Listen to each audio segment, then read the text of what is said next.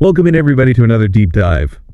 You know how this works? We're going to go deep on the war of art today. Oh, yeah. I've got excerpts from the book itself and then Robert McKee's foreword. And Robert McKee is, Yeah, the story guy. he's the screenwriter's guru behind the book's story.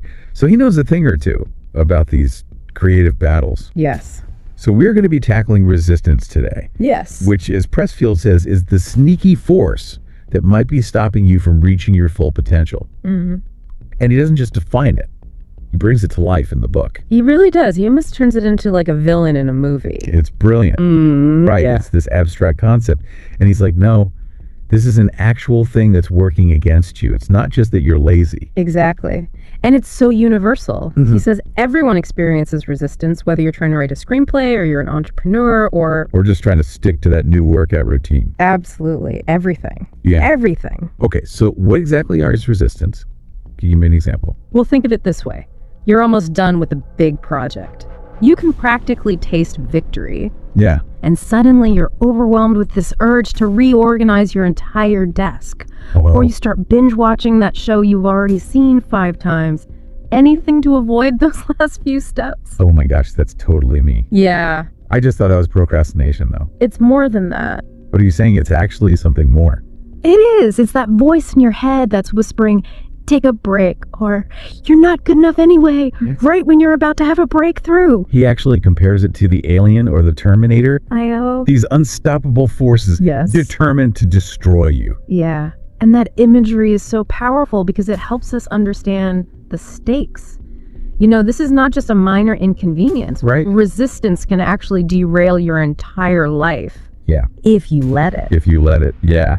He actually uses a story from Greek mythology, too. You. Remember Odysseus Yes. finally sailing home after years of battling monsters and gods? Yes. He's almost home and... And his crew opens a bag of wind thinking it's treasure. Oh, yeah. And these powerful winds blow them miles off course. I love that. It's like such a perfect metaphor Isn't it? for how temptation and self-sabotage Yeah. hit us hardest when we're close to achieving our goals. Right, when you're about to break through. Right. And that's where I think it gets even trickier, because he's arguing that resistance can even disguise itself as support. Oh, yeah. Like, we need a cheering squad to keep us going. You think you need all this help. Yeah. Yeah. But sometimes I think it's just another excuse to delay taking action.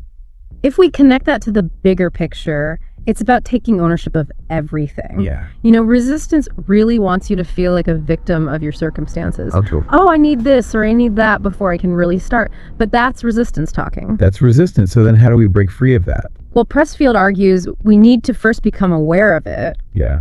and its tactics. He compares it to the death wish that Freud talked about, this self-destructive urge that appears when we're actually considering something that could be good for us. Wow, that's kind of a scary thought. Yeah. Makes you think, how much has this been holding us all back? Absolutely. Yeah. And it's scary, but there's a hopeful side to it too. Okay. Because he gives this example of a woman who gets a cancer diagnosis and she suddenly finds the courage to pursue her dreams. Well, It's like this wake-up call yeah. that we don't necessarily all need to have that. No, we don't need to have a crisis to Whoa. kind of confront this thing. Absolutely. So, okay, so we've established that this is real. Yeah. It's powerful.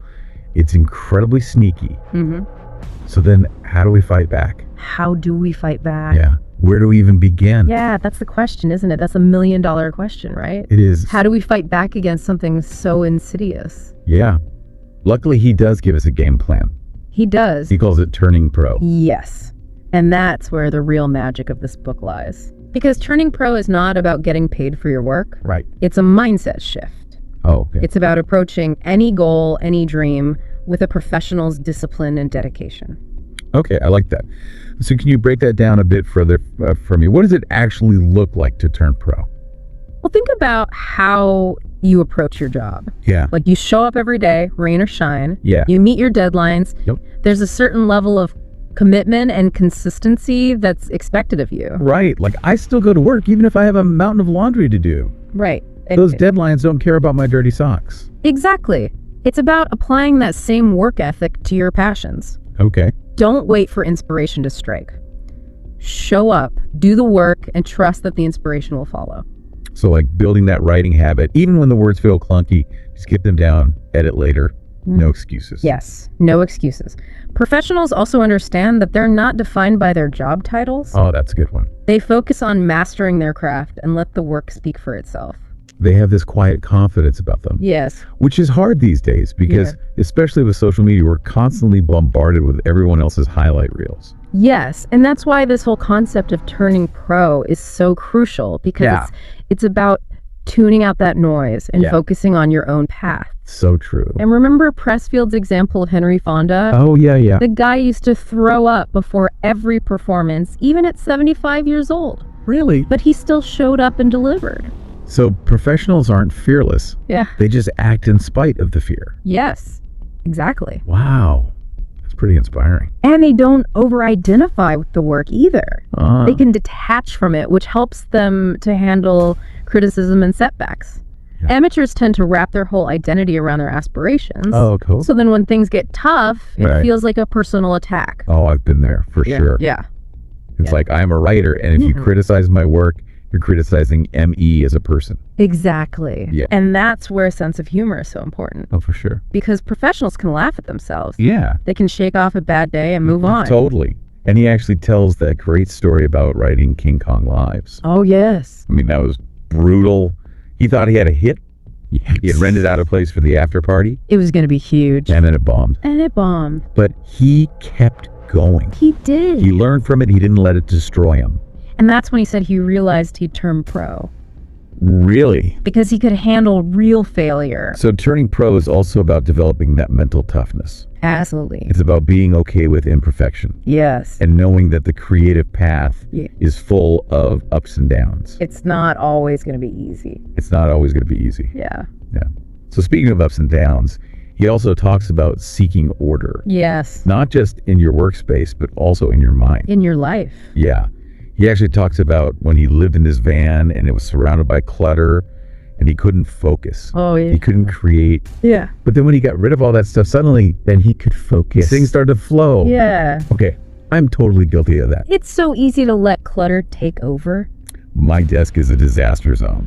But I love that idea of simplifying your environment to make space for creativity. It's almost like I'm creating that chaos to avoid doing the real work. Yes. It's resistance in physical form. Absolutely. So then there's also a certain detachment that comes with this professional mindset. Yes. So it's like he compares it to an actor distancing herself from her instrument, her body, her voice, her talent. Mm-hmm. It's not about denying those things. No. It's about recognizing that they're tools to be used in service to something larger. Yes. Like when he was talking about Madonna, she doesn't walk around in her stage costumes all day. No. You know, she puts them on when it's time to perform. Right. And then she takes them off and she gets on with the business of being Madonna. Okay. Yeah, I like that. It's like recognizing that you are not your art. You are the force behind the art. Yes. Okay. So I think I'm starting to get this. Turning pro, showing up, consistently mastering the technique, accepting no excuses. Yeah. But then he takes this even further, right? He starts talking about these unseen forces, muses, even angels that assist us in our creative work. Yeah. And honestly, this is where I start to wonder, is this getting a little too woo-woo? Well, this is where the book gets really fascinating. Okay. Because he acknowledges that this might seem out there for some. Yeah. But he argues that when we dedicate ourselves to our work, something magical happens. It's like we tap into a source of creativity that's beyond our conscious control. He describes it like you become this magnetized rod. Yes. Ideas start flowing, insights come out of nowhere. And I have to admit, I've experienced that. Oh, absolutely. There are times when I'm writing and the words just seem to pour out of me. Yeah. It's almost like I'm channeling something. It's that flow state. Yeah. And he believes there's a spiritual dimension to this. He talks about the unconscious mind, the power of tapping into this realm of creativity that's beyond our rational understanding. You know, it does kind of remind me of those stories of artists who claim that their best work comes from a muse. Yes. From this source of inspiration that's outside of themselves. And while we might not all believe in literal muses or angels, right, there's something really powerful about recognizing that there's more to creativity than just our conscious effort. So then how do we tap into this higher realm? Do we start meditating or chanting? Well, he doesn't prescribe any specific rituals, Okay. but he does emphasize the importance of ritual itself. Oh, interesting. Creating a structure for your creative work, a routine that signals to your mind and body Yeah. that it's time to enter that creative space. Like a pregame routine for athletes. Exactly. Gets you in the zone. Get you in the zone. And he talks about the importance of invoking the muse. Okay. Not literally, of course, unless that resonates with you. Right. But the idea is to acknowledge that there's a power greater than ourselves that we can tap into. Yeah. A source of inspiration that we can call upon to assist us in our work. You know, he actually shares the invocation that he uses before he starts writing I love that. from Homer's Odyssey. Oh, wow. It's beautiful. It's a beautiful piece of writing. It is. Essentially a prayer to the muse, asking for guidance and inspiration. I have to admit, I'm finding myself more and more open to this idea of unseen forces. Yeah. Maybe it's because I've experienced those moments of creative flow. Sure. Or maybe it's because I'm starting to realize there's so much we don't understand about the universe. Exactly. And that's one of the things I really appreciate about the War of Art is it encourages us to be open to the possibility that there's more to life than meets the eye. Yeah. It challenges us to question our assumptions and to explore the deeper mysteries of the creative process. So, okay, we're turning pro, we're invoking the muse, we're maybe even tapping into the higher realm. But then he goes even deeper, right? He starts talking about this distinction between a territorial orientation and a hierarchical orientation. Oh, this is where things start to get really interesting. Oh, this is where things start to get really interesting. It is. This is where things start to get really interesting for me. It's a crucial concept for anyone trying to live a creative life. Okay, so can we break this down? What does he mean by these orientations? He argues that most of us operate from a hierarchical mindset by default.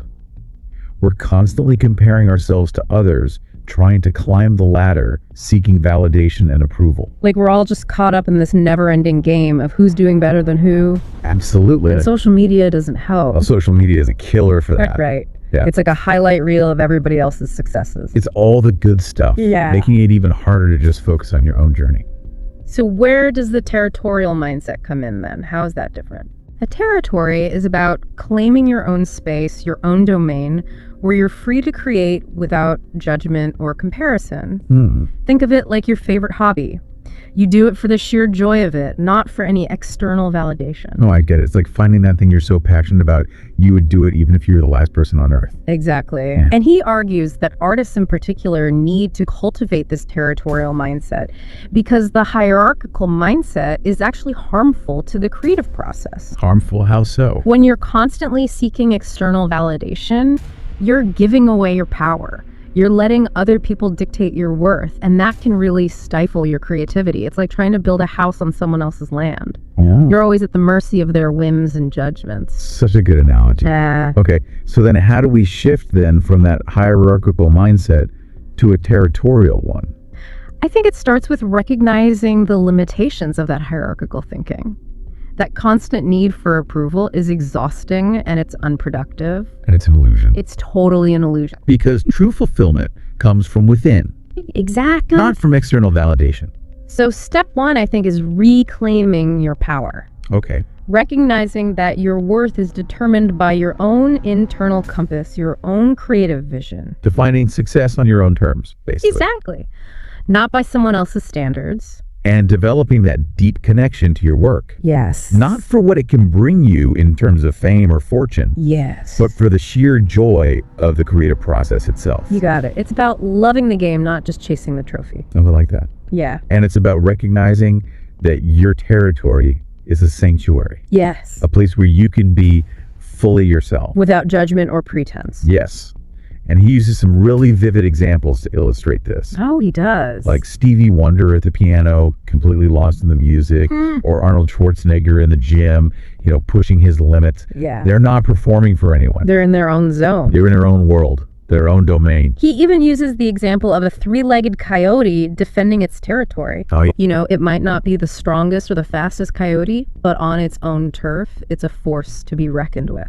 I love that. It's a reminder that we all have our own unique strengths. Absolutely. And true power comes from owning those strengths, not from trying to be someone we're not. That's the beauty of a territory. It's not about competing with others. It's about claiming your own space and expressing your unique gifts. So I'm starting to see how this all ties together.